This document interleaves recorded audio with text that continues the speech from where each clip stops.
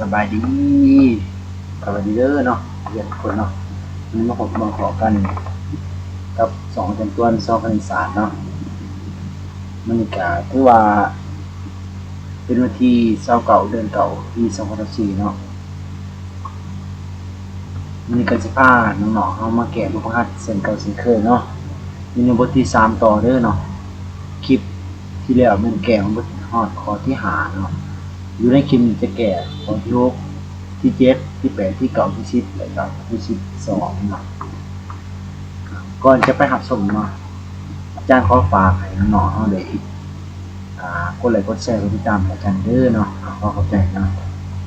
สิ่งสำคัญก็คือกดติดตามให้เนาะน้องๆเนาะกดติดตามเพื่อให้เวลาที่อาจารย์ลงคลิปเพื่อสิได้แจ้งเตือนในโทรศัพท์ของน้องเนาะอาจจะไปเริ่มแกะเลยเนาะข้อที่6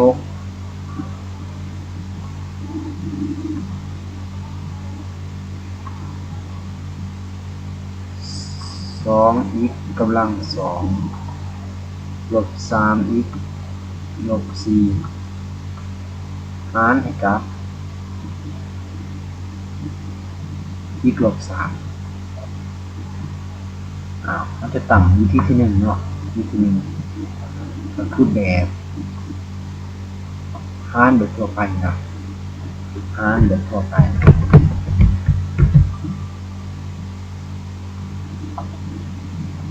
หารแบบทั่วไป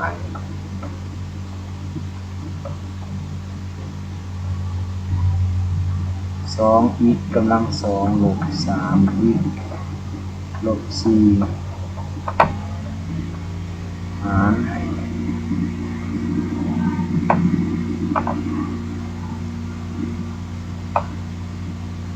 x ลบ 3เราเบิ่งเทคนิคการหารแบบทั่วไปเนาะก่อนอื่นเรามาเบิ่งภาพสมมุติก่อนตัวนี้คือต่อหน้าสัมประสิทธิ์ของ x กำลัง2สัมประสิทธิ์ของ x กำลัง2แม่น2สัมประสิทธิ์ของ x ละล่ะว่า x กำลัง1แม่นลบ3สัมประสิทธิ์ของ x กำลัง0แม่นลบ4บ่มีหยังเอิ้นว่ากำลัง0เลยมาเบิ่งข้อ2มื้อนี้ตัวหารเนาะตัวหารสัมประสิทธิ์ของ x กำลัง1ออกอยู่1มี1อยู่เนาะ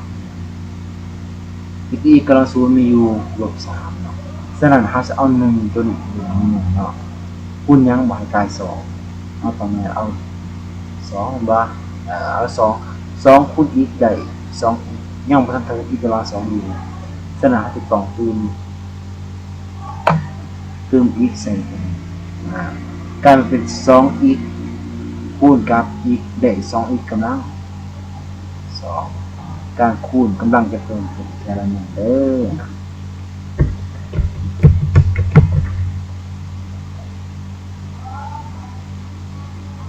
ลบกับ2 3 2คูณ3ออก6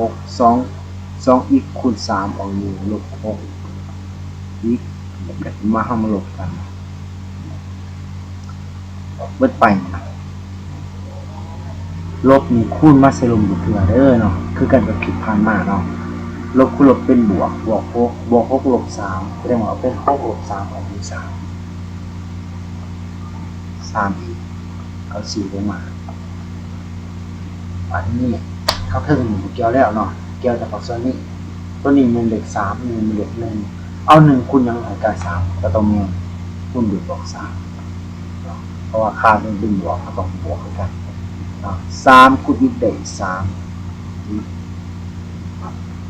ลบกับ3 เก่าเดี๋ยวเข้ากำลบกับเก่านะ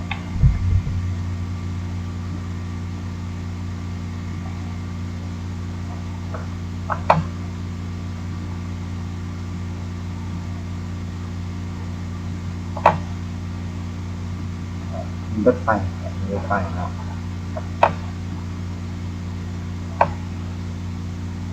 ลบคูณลบเป็นบวกเก่าลบ4แสดงว่าเก่าลบ4ออกลบ4เป็น5แสดงว่าเฮามาเขียนเฮาได้ qx มันตัวใด qx มันตัวนี้ เท่ากับ2x ลบ3บวก3 rx เนี่ยตัวใด rx เนี่ยตัวนี้เอาสิบแล้วครับนี้เท่ากับฉะนั้นเรามาเขียนในรูปแบบตัวไปนะมันก็หาดูรูปแบบ a x เท่ากับ b x คูณกับ qx แล้วก็บวกกับ i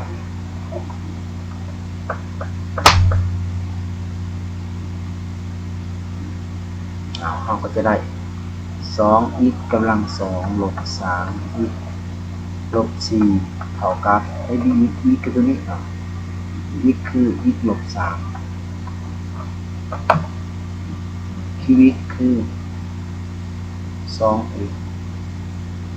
บวก3 rx คือลบ3เหนือวิธีที่1ก็คือวิธีการหารแบบทั่วไปเอามาเบิ่งวิธีที่2เหมือนกันวิธีที่2คือการหารแบบ4ทิศการหารแบบสิ้น a x การหารแบบซินเทติกเนาะอาจารย์จะเขียนขึ้นก่อนของผมเนาะ2x กำลัง2ลบ 3x อันนี้คือคำถามหารกับ x แบบ3การหารแบบซินเทติกแม่นเพิ่นจะนำเอาสัมประสิทธิ์ของตัวเปลี่ยนแต่ละตัวนั่นมาแก้สัมประสิทธิ์มีตัวใดแน่มีเลข2สัมประสิทธิ์คือ2ก็มีลบ3สัมประสิทธิ์คือเรื่องสัมประสิทธิ์ที่เราสูคือลบ4แค่นั้น2ลบ3ลบ4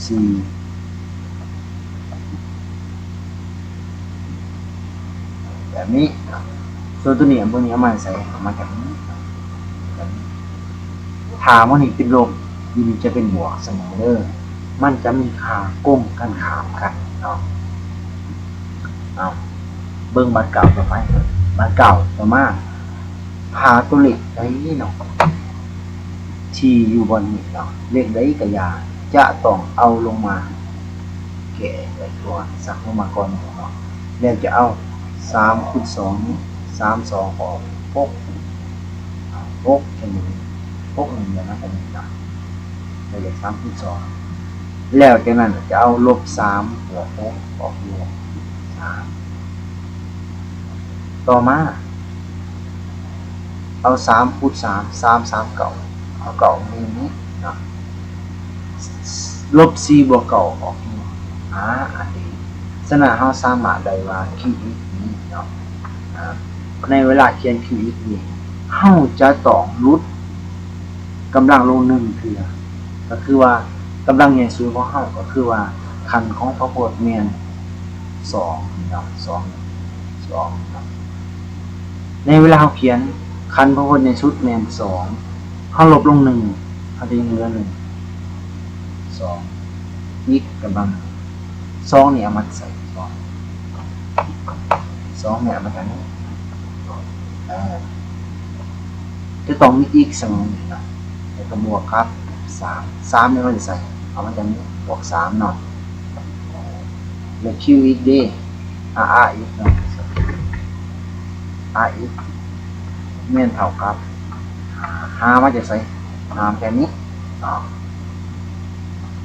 ก็คือว่าข้อที่6จบไปสำเร็จจบแล้วเนาะแต่ว่าจะเขียนชื่อเรื่อยๆเนาะดังนั้น2x กำลัง2ลบ 3x ลบ4เนาะจะเท่ากับลบ3คูณกับ2x บวก3บวกกับ5จบแค่สำเร็จไปเบิ่งข้อที่7เหมือนกันข้อที่7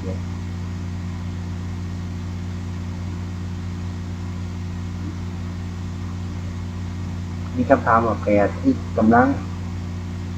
2ลบกับ14 x บวกกับ3หารกับ2 x ลบ3ข้อนี้เพื่อแสดงว่าเพิ่มความยากขึ้น1ขั้นนะให้รวมที่เป็นน้ำกันการหารเป็นตัวไปเนาะการหารเป็นตัวไป8ตัวไปตั้งมาเลยเนาะมาเลย8 อีกเนาะ8 อีกกำลัง2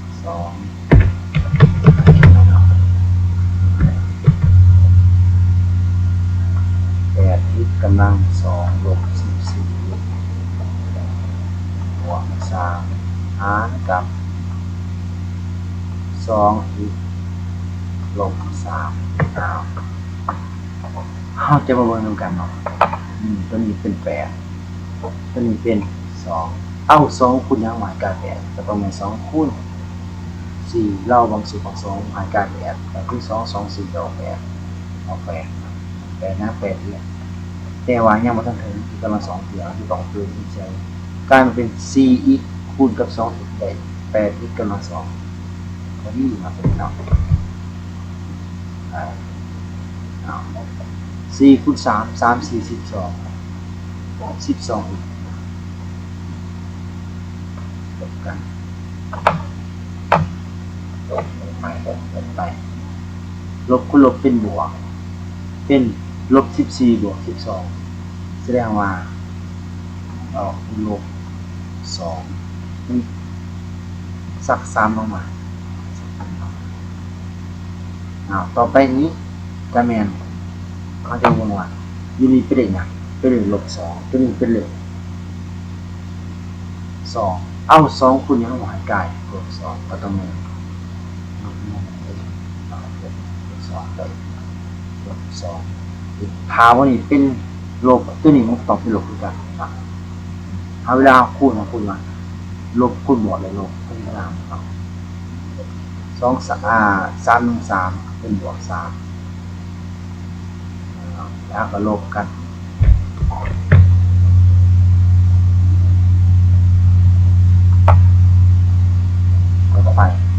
ไปเอาลบครับลบคูณเป็นลบคูณบวกได้เลยแล้วก็ลบไปเขียนฉะนั้นเราจะเลยว่าคิดเนาะคิดเด้อคิดเข้ากับ4ลบ1 i เข้ากับ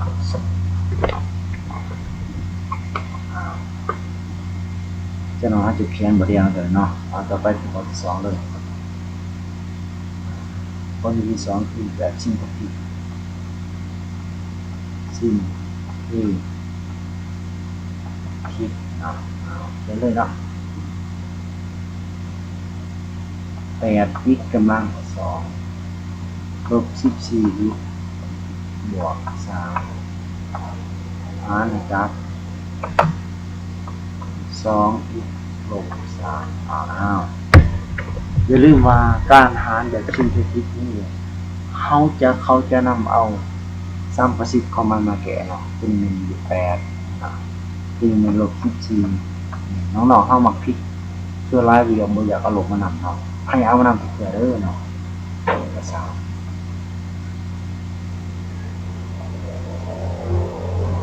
อยู่บัดนี้แม่น3/2เด้อต่างไปแล้วเนาะมันไหนมันจะใส่มาเบิ่งคลิปนี้เนาะมีคำตอบเนาะแม่นได้มาจากทุกเทื่อแม่นเฮาจะต้องวางทุกเทื่อพังคำว่าทุกเทื่อเด้อทุกเทื่อมันจะต้องวางให้เอากับ0 2 อีกเข้ากับ3เนี่ย3มาจากลบเป็นบวกเพราะนั้นจะได้เป็น3ส่วน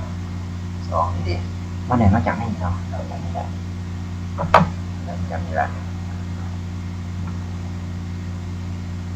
ทิ้งไว้ต่อมาเอา8ลงมาเลย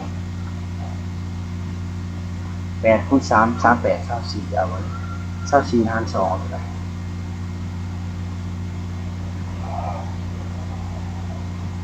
24หาร2ออกเป็น12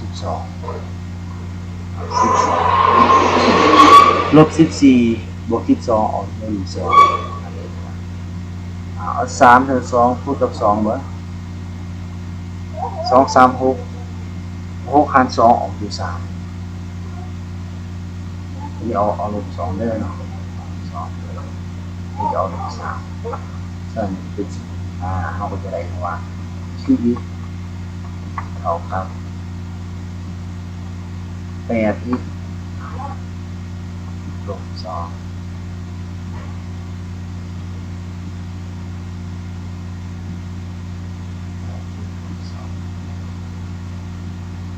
มันคือกัน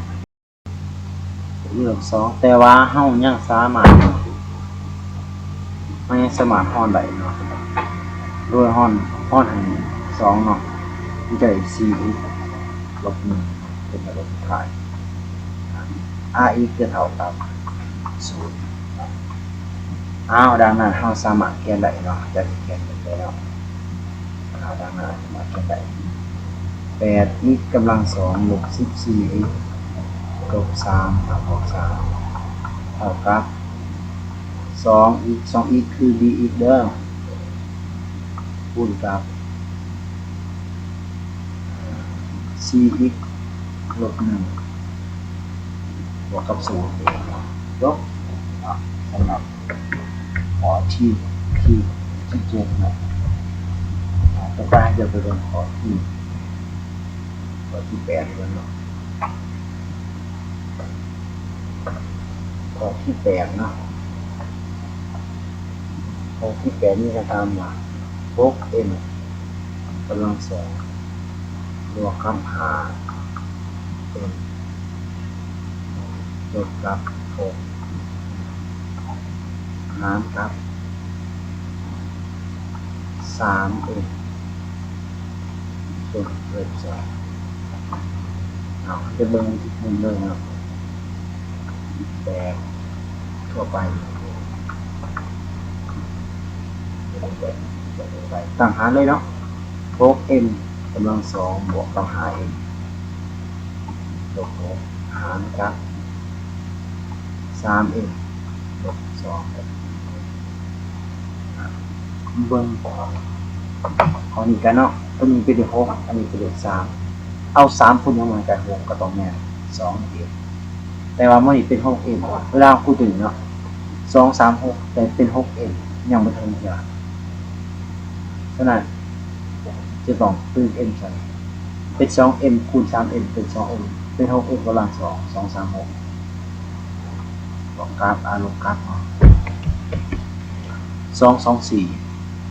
2คูณ2เป็น4ได้ 4m ลบกันไปเนาะลบคูณลบเป็นบวกบวก4เอาเก่าเองสัก6ลงมาต่อไปนี่จะเบิ่ง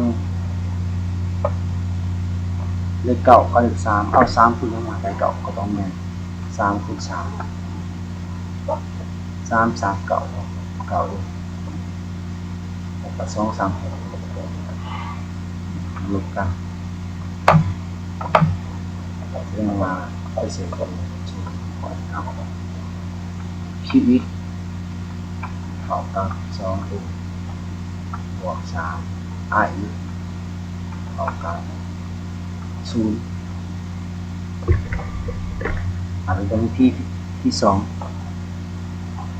แบบซินเทติก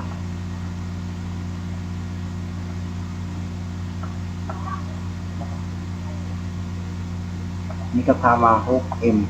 กำลัง2บวกกับ 5m ลบ6หารกับ 3m ลบ2เอา30มาเลยเนาะมี6มี5มี6 เป็นเงิน2/3เนาะแต่มาจากนี้เด้อเนาะผู้ใดยังต้องเข้าใจเนาะ3เอ็ม2ว่างครับบ่สิเนาะ3เอ็มเท่ากับ2เอ็มเท่ากับ2/3เนาะอันนี้เอาสักโลมาเพื่อต้องมีตัว2 3เอาอยู่คูณ6เนาะเขาจะได้2 3 6 6 2 12หาร3เอาอยู่4เป็น4เอาเก่าเนาะ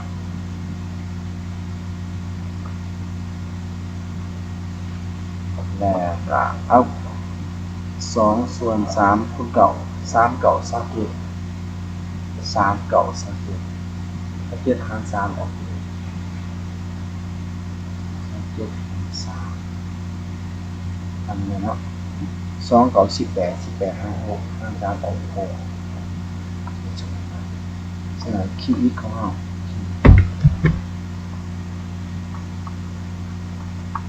เอาครับ6M แต่เฮายังสามารถฮ้อนลงได้ก็คือว่าฮ้อน2เนาะก็คือฮ้อน3เนาะ 2M บวก3 5x เท่ากับ2เนาะอย่าจะแค่รวมนะครับคือว่า 6M บวกกับ5M เท่ากับ2เนาะ6M ก็เท่ากับก็ต้องเท่ากับ 3M บวก2คูณกับ 2M บวก3จบที่8เนาะไปเบิ่งข้อที่เก่าคลิปนี้ที่ยาวเนาะไปเบิ่งข้อที่เก่าเด้อนะข้อที่เก่า 6M 6y เนาะ 6y กำลัง2ลบกับ y ลบ12หารกับ 2y บวก3เรื่องที่1แยกตัวไป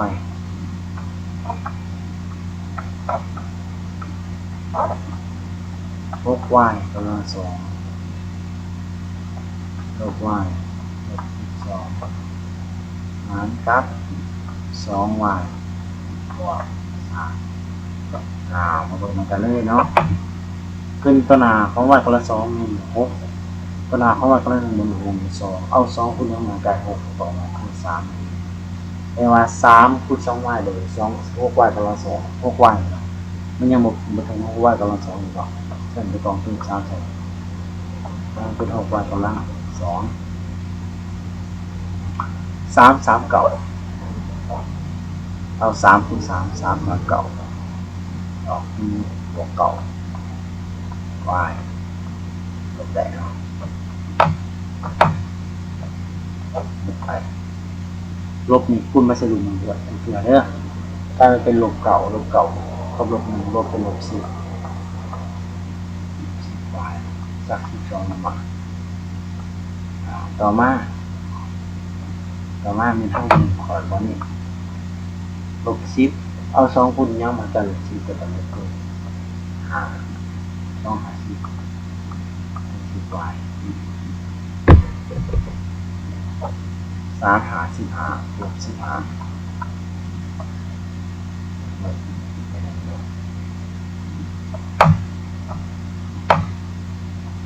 ไปครับแล้วก็ลบเป็นบวก15ลบ2ออก3แปลว่าที่เป็นกับ 3y ลบ5 i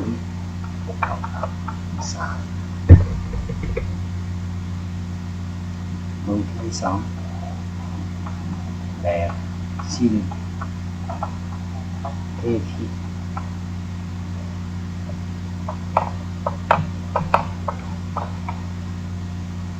นี่มาก่อนเนาะ6y ลังสองบวก y 12หารกับ2y บวก3เอา30มาเลย6ลบ1ลบ1กันเนาะลบ12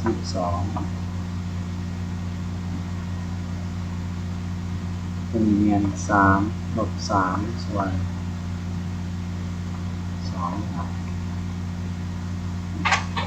มันมาจากบนเด้อจากสองเด้อเอาไปต่อกับ0เนาะเอาลงมา3คูณ6 3 6 18หาร2ออกเลย18หาร2ออกเก่าเดี๋ยวเป็นคำเลยลบเก่าก็ลบไปลบ10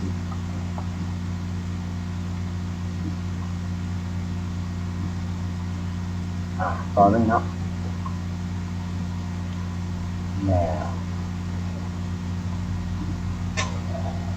3คูณ10เป็น30หาร2ออก10 15ลบ2ออก3แล้วคิวเรียน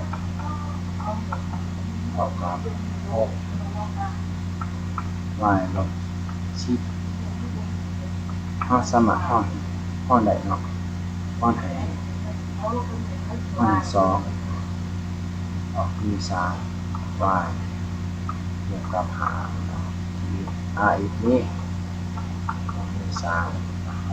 เป็นลำดับของดังนั้น3อยู่ข้างหลังลบ y กำลัง2ลบ y ลบ12เท่ากับ2y บวก3คูณกับ3y ลบ5เท่ากับ3ลบ